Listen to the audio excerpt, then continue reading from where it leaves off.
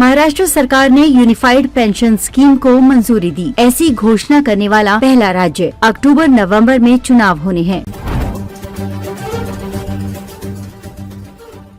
महाराष्ट्र सरकार ने राज्य में यूनिफाइड पेंशन स्कीम लागू करने का ऐलान किया है। 2 दिन पहले 24 अगस्त को केंद्र सरकार न्यू पेंशन स्कीम में सुधार कर यूपीएस लेकर आई थी। यूपीएस 1 अप्रैल 2025 से लागू होगी। केंद्र सरकार ने कहा था कि राज्य सरकार चाहें तो वे भी इसे अपना सकती हैं, जिसके बाद महाराष्ट्र की शिंदे सरकार ने रविवार 25 अगस्त को इसकी मंजूरी दे दी। केंद्र की इस योजना को अपने राज्य में लागू करने वाला महाराष्ट्र पहला राज्य बन गया है। महाराष्ट्र मंत्रिमंडल के फैसले के अनुसार यूपीएस इस साल मार्च से प्रभावित होगी और राज्य सरकार के सभी कर्मचारियों को इसका फायदा मिलेगा। महाराष्ट्र विधानसभा का कार्यकाल नवंबर में समाप्त हो रहा है और अक्टूबर-नवंबर में चुनाव होने की संभावना है। इस योजना के न्यू पेंशन स्कीम और ओल्ड पेंशन स्कीम से किस तरह अलग होने के सवाल पर केंद्रीय सचिवालय में ओएसडी टीवी सोमनाथन ने जवाब दिया कि यूपीएस पूरी तरह कॉन्ट्रीब्यूटरी फंडेड स्कीम है। मतलब इसमें भी कर्मचारियों को एनपीएस की तरह बेसिक सैलरी प्लस डीए का 10% कंट्रीब्यूट करना पड़ेगा, जबकि old pension scheme unfunded contributory scheme थी। इसमें कर्मचारियों को किसी भी तरह का कंट्रीब्यूशन नहीं करना होता था, लेकिन एनपीएस की तरह हमने इसे बाजार के भरोसे न छोड़कर फिक्स पेंशन की श्योरिटी दी है। यूपीएस में ओपीएस और एनपीएस दोनों के लाभ शामिल हैं। एनपीएस में कर्मचारियों को अपनी बेसिक सैलरी प्लस डीए का 10% हिस्सा कंट्रीब्यूट करना होता है और सरकार 14% देती है। सरकार अब इसे बढ़ाकर 18.5%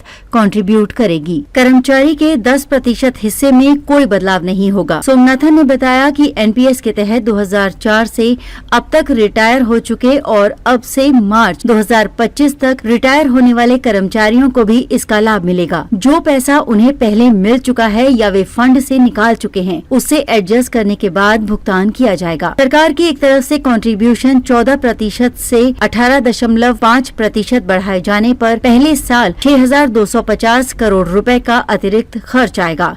ये खर्च साल दर साल बढ़ता रहेगा। महाराष्ट्र में इस वक्त बीजेपी शिवसेना की सरकार है। इसका कार्यकाल 26 नवंबर 2024 को खत्म हो रहा है। यहाँ अक्टूबर या नवंबर 2024 में चुनाव हो सकते हैं। विपक्षी महाविकास अघाड़ी इस बार के चुनाव में सत्ताधारी दल को हटाने की पूरी कोशिश करेंगे।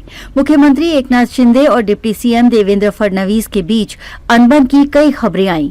मराठा आरक्षण को लेकर देवेंद्र ने यहाँ तक कह दिया कि अगर सीएम एकनाथ शिंदे जी चाहते हैं कि मैं आरक्षण में बाधा हूँ तो मैं इस्तीफा दे दूंगा और राजनीति छोड़ दूंगा। लोकसभा चुनाव 2024 में महाराष्ट्र की 48 सीटों में बीजेपी सिर्फ 9 सीटों पर जीत पाई थी। गठबंधन की सहयोगी एनसीपी यानी अजीत पवार गुट ने 1 सीट जीती। शिवसेना यानी शिंदे गुट को 7 सीटों पर जीत मिली। INDIA ब्लॉक में शामिल कांग्रेस ने 13 और शिवसेना उद्धव गुट ने 9 सीटों पर जीत दर्ज की। एनसीपी शरद चंद्र पवार ने 8 सीटों पर जीत हासिल की।